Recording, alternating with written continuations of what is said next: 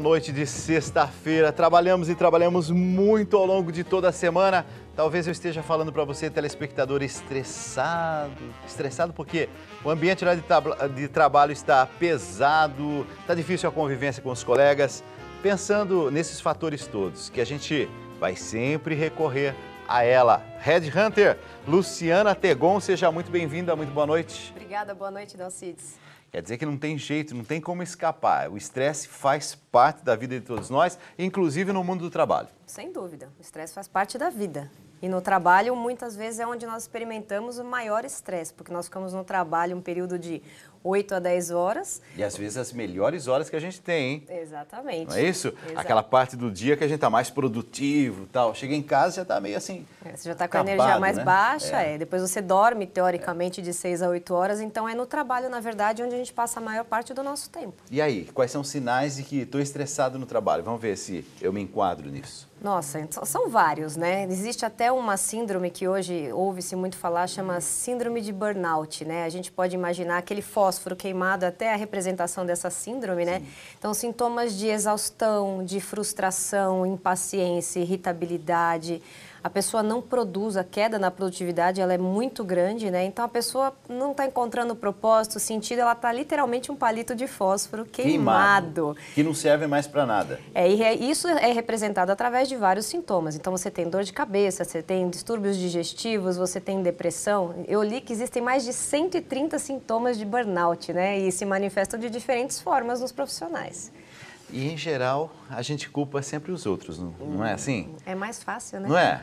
A gente pega e diz, é aquele meu chefe. Ou então, também, as condições que eu tenho para trabalhar.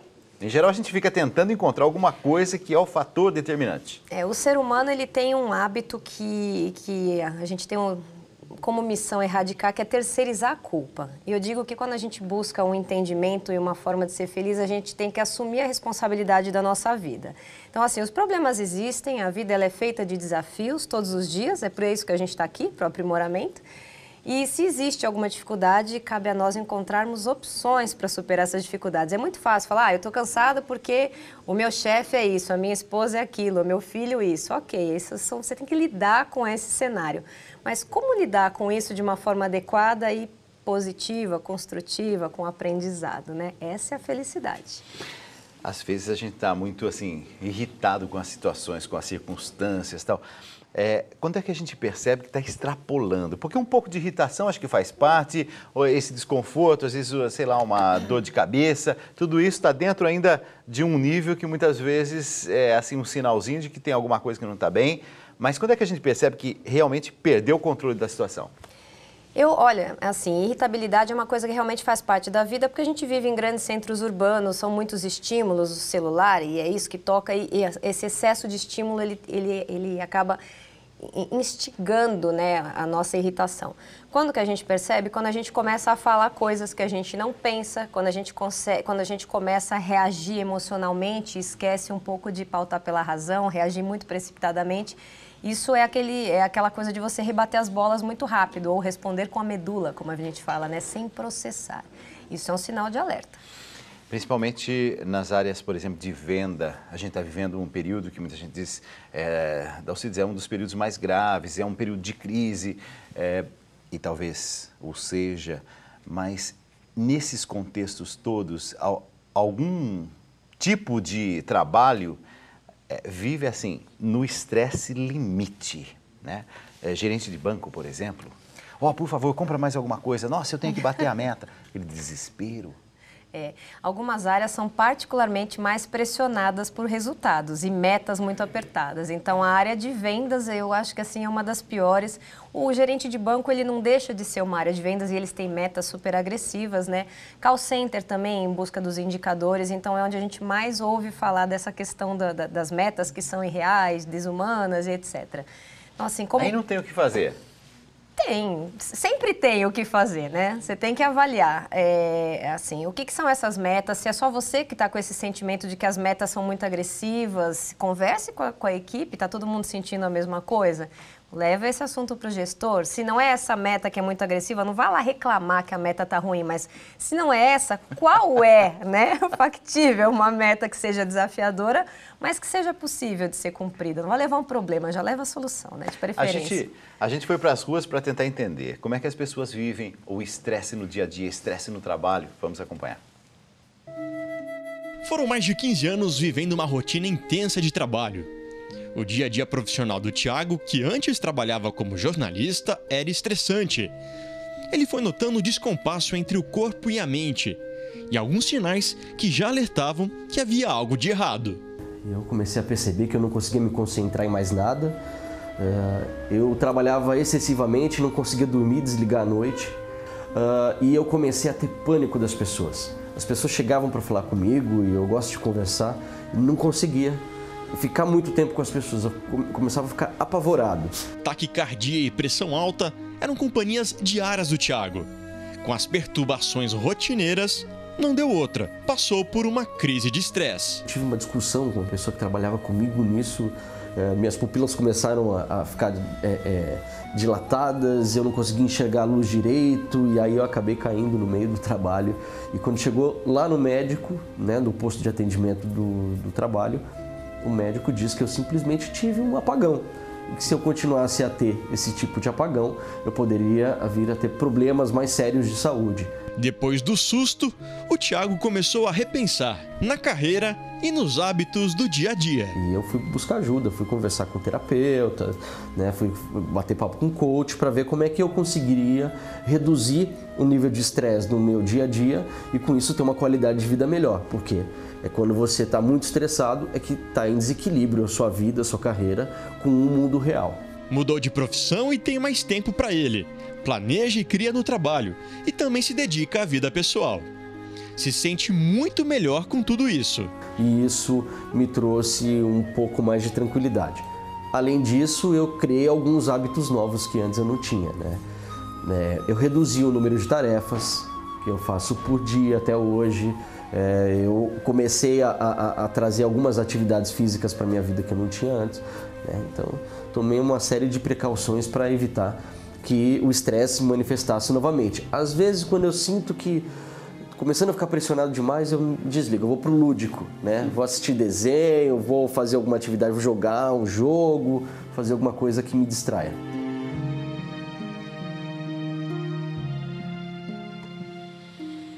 Aí é um exemplo de alguém que tocou lá no fundo, né? Esse é um exemplo... Chegou ao fundo do poço. É um exemplo clássico de uma pessoa, só que ele não chegou no fundo do poço do dia para a noite. O que acontece? O estresse ele vem se manifestando através do desequilíbrio. Então, assim, você começa com desequilíbrio, muitas vezes de sono, de alimentação, o sedentarismo é um inimigo, né, da nossa saúde.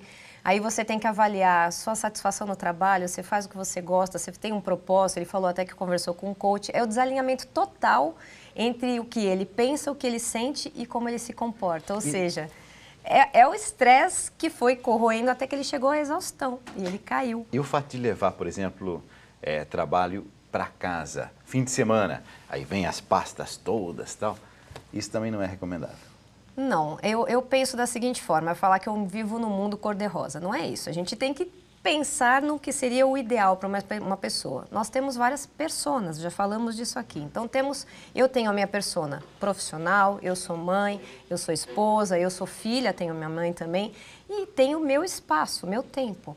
Qual que é o grande desafio, não só meu, como o seu e de todo mundo? Eu preciso equilibrar todos esses pratos, como aquela figura básica da pessoa que equilibra os pratos com a vareta. Então, o que acontece? Se eu coloco, ótima essa imagem, né? Se eu coloco muita força no profissional e deixo o meu papel de mãe, ou de filha, ou de esposa, aquele prato pode cair, pode quebrar, e isso não me deixa completa. Nós somos seres que temos, né, uma amálgama de papéis. Então, levar trabalho para casa... Poxa, num extremo, é claro, ainda mais agora, todo mundo pressionado por resultado, mas será que não dá para você organizar melhor suas tarefas, fazer uma gestão mais eficiente do seu tempo, organizar, priorizar, não é? E ter uma produtividade melhor? Fazer negociações com a família, então aqui, esse espaço é para a gente se divertir, se eu precisar trabalhar vai ser o período tal, e tentar dar uma forma de você dissociar as suas personas. Quando você for pai, você só é pai, quando você está trabalhando, só está trabalhando, e assim todos ficam adequadamente satisfeitos, vamos colocar assim. A Ângela aqui de São Paulo perguntou a respeito do estresse. Ela acha que volume de trabalho realmente incomoda, mas problemas na relação com o chefe, com os colegas, desgasta muito mais. Ângela, está certa ou não?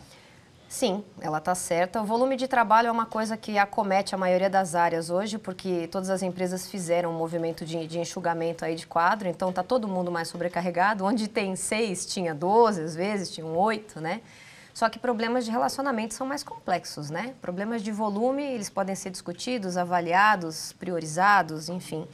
Mas de relacionamento é mais difícil, porque quando o relacionamento com os seus pares ou com o seu gestor não anda bem, tudo tende a ser levado para o lado pessoal e começa a criar aquela resistência, e aí é um caminho que, se não tiver maturidade, é sem volta, né? Olha ruim. Aqui. O Guilherme de Manaus está dizendo assim que também tem gente que só reclama, ou como essas pessoas perturbam o ambiente de trabalho. De fato, né? O reclamão como é chato, né? Então, os tempos já não estão fáceis, né? Você já chega lá pressionado pelas notícias que você já escutou, é a crise, é o desemprego, é isso. Aí você chega e você ainda tem uma sintonia ruim e pesada no ambiente. É complicado de lidar com isso. Mas eu também entendo que algumas pessoas não têm ferramentas para lidar com essas dificuldades e têm o comportamento de reclamar, né?